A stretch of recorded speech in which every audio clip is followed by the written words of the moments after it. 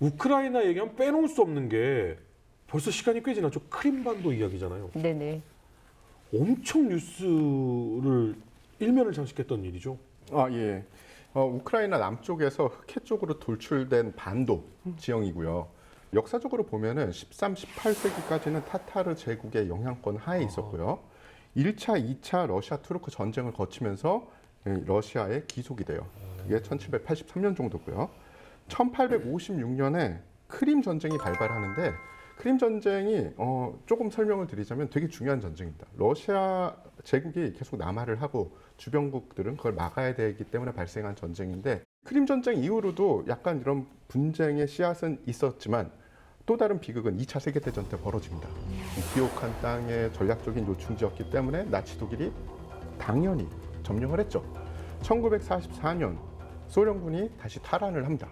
탈환을 했는데 거기까지 좋지만 아니 뭐 이 사람들이 자신들이 땅을 갖다 준 것도 아니고 점령군이 와서 점령을 한 건데도 불구하고 니네들이 적군에게 부역을 했으니 너네는 벌을 받아야 돼.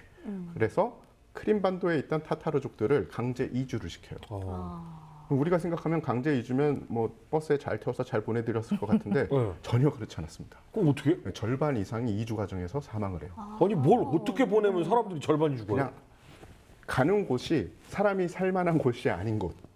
시베리아인가요? 뭐 그런 하여튼 극오지로 보내는 데다가 제대로 뭐 조건도 안 갖춰주고 보낸 거죠. 그러면서 또 다른 이 감정이 형성이 될 수밖에 없는 겁니다. 1954년 후르시초프가 친선의 의미로 이 크림반도를 양도를 합니다. 우크라이나에. 어. 소련이 붕괴하자 1991년 2월 크림주는 전체 주민 투표를 통해 크림 공화국의 독립을 선포한다. 그해 5월 독립국 지위를 규정한 헌법까지 마련했으나 우크라이나의 자치공화국으로 남게 된다. 2013년 11월 빅토르 야누코비치 우크라이나 대통령이 유럽 연합과의 통합을 거부합니다. 그러면서 시위가 벌어져요. 대규모 시위가 벌어지게 되는데 야누코비치는 이를 강경 진압하려고 했습니다. 그런데 그런 상황이 벌어지니까 러시아는 당연히 친러시아 편인 대통령 편을 들었고 네. 미국 및 나토는 그러니까 서방 세계는 시위대 편을 들었죠. 그런데 2014년 2월에 반정부 시위가 정부를 무너뜨리고 야누코비치를 국외로 추방시킵니다. 그러니까 시위대가 이긴 거예요. 네. 그럼 잘 끝나야 되는데 네. 이게 또 상황이 그렇지가 않습니다. 러시아 하원이 크림공화국 합병 조약을 비준하는 등 러시아가 크림 합병을 위한 절차를 신속하게 밟고 있습니다. 주민 투표 후 일주일 안에 모든 절차가 마무리될 것으로 보이는데 서방국들은 경제 제재 등 3단계 조치를 준비하고 있다며 러시아를 압박하고 있습니다. 그리고 2014년 이제 3월 이 일이 벌어져서 사실은 러시아군이 침공했다고 하는데 러시아군은 침공한 적이 없어요. 네. 정체불명의 러시아의 지원을 받는 반군이 점령을 했고 러시아군은 그들을 보호해줬다 이 정도 표현이 맞을 것 같아요. 러시아군은 자신들의 말로는 한 번도 우크라이나나 크림반도 안에 들어간 적이 없다라고 이야기를 해요. 지금 교수님께서 얘기하신 그 친러 성향의 그 국민들이 일으켰다. 그렇죠. 근데 자체적으로 무장을 하게 되는데 이것도 말장난인 게 그들이 무장을 가지고서 무장기한이 되거든요. 네. 그럼 무기가 어디서 났을 거 아닙니까? 그렇죠. 러시아 쪽에서는 이렇게 이야기를 해요. 우크라이나 군에게 노획한 무기다. 근데 그 무기가 우크라이나 군에 편제돼 있지 않은 무기가 많습니다. 어허. 그래서 우크라이나 군은 이거는 분명히 러시아의 지원을 받은 반군 세력이다. 러시아 군은 아니야, 우리는 아니야. 지금 이 상황이 계속되고 있는 거예요. 이 무기가 러시아 무기지. 맞아. 이 무기 니네가 줬지. 아니? 이런 상황인 거잖아요. 그렇죠. 근데 더 그 상황을 러시아 꼬아놓은 게 무기들? 네. 무기적인 측면에서 러시아랑 우크라이나랑 상당히 비슷한 무기 체계를 공유하고 있어요. 그래서 외관상으로 봐도 뭐 시리얼 넘버를 완전히 그러니까 일련 번호를 완전히 다 분석하지 않는 한 이게 구별이 잘 안 정확히가 나는구나. 어디에 소속돼 있는 무기인지를 알 수가 없어요. 이 친러시아 대통령이 권좌에서 축출된 지 며칠 만인 네. 2월 말에 이상한 아까 말씀드렸던 이상한 무장한 괴한들이 그 무리들이 크림반도의 정부 청사들을 포위하고 점령하기 시작해요. 러시아군은 아니에요. 그 괴한들이 점령을 하기 시작하는 겁니다. 궁금하다 네, 누군지. 러시아 무기를 들고 러시아에서 만든 무기를 들고 자, 3월에 러시아는 우크라이나에서 잃어버린 영향력을 좀 회복하기 위해서 크림반도를 합병을 하는데 사실 러시아가 합병한 건 아니에요. 그 많은 경우에 러시아가 크림을 군사적으로 병합한 걸로 생각하기 쉬운데 실제는 그렇지 않습니다. 군사 점령을 한 것이 아니고요. 외관상으로는 크림 주민들이 자발적으로 러시아의 합병을 원해서 그것을 추진하고 러시아가 그것을 받아들인 그런 형국을 그런 모양새를 취했습니다. 왜냐하면 이렇게 해야만 러시아가 이제 책임에서 회피가 될 수 있으니까요.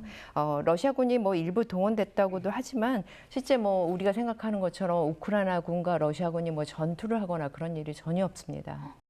지난 일요일 크림공화국 주민투표가 실시된 이후 닷새 만에 러시아의 크림반도 합병 절차가 모두 마무리됐습니다.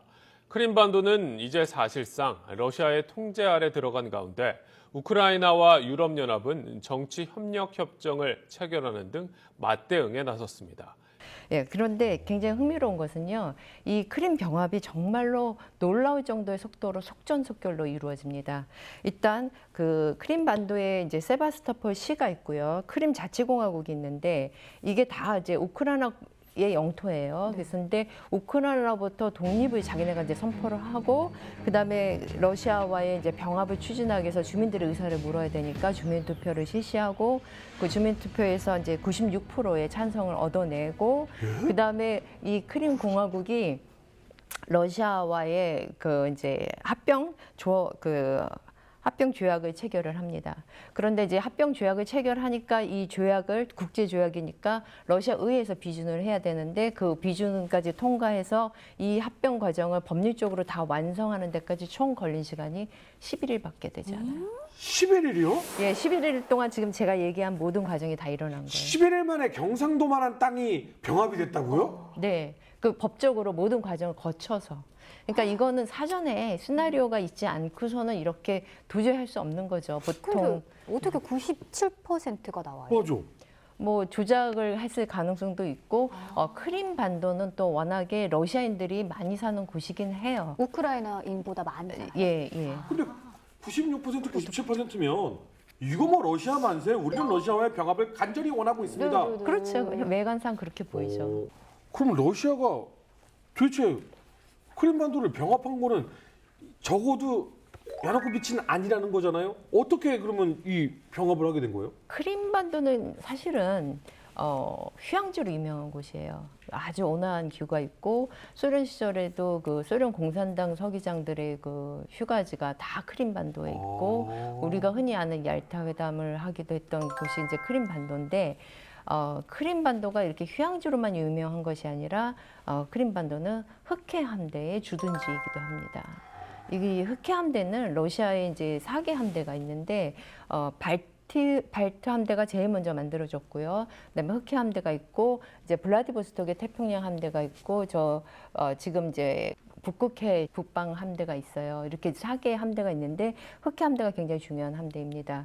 그런데 이제 세바스토폴과 그 외에 이제 아조프해 근처에 군항에 이제 흑해 함대가 있는데 이 크림 반도가 이제 91년 이후에 우크라이나 땅이 되잖아요. 그러니까 이 크림 반도에 있는 흑해 함대를 러시아하고 우크라이나가 서로 소유권을 주장하는 그런 상황이 벌어졌었고요. 크림반도가 가지고 있는 흑해 함대니까. 그렇죠, 그렇죠. 근데 그 크림반도가 이제 우크라이나 거가 됐단 말이에요. 문제는 뭐냐면 지금 2014년에 유로마이단 사태가 나오고 그 EU에 가입한다는 등 뭐 우크라이나가 이제 서방 쪽으로 붙을 그런 조짐이 보이니까 러시아 입장에서는 이거 가만히 있다 보면 이제 크림반도를 포함해서 우크라이나가 다 이제 서방으로 넘어갈 수도 있는 상황이 벌어지는 거죠.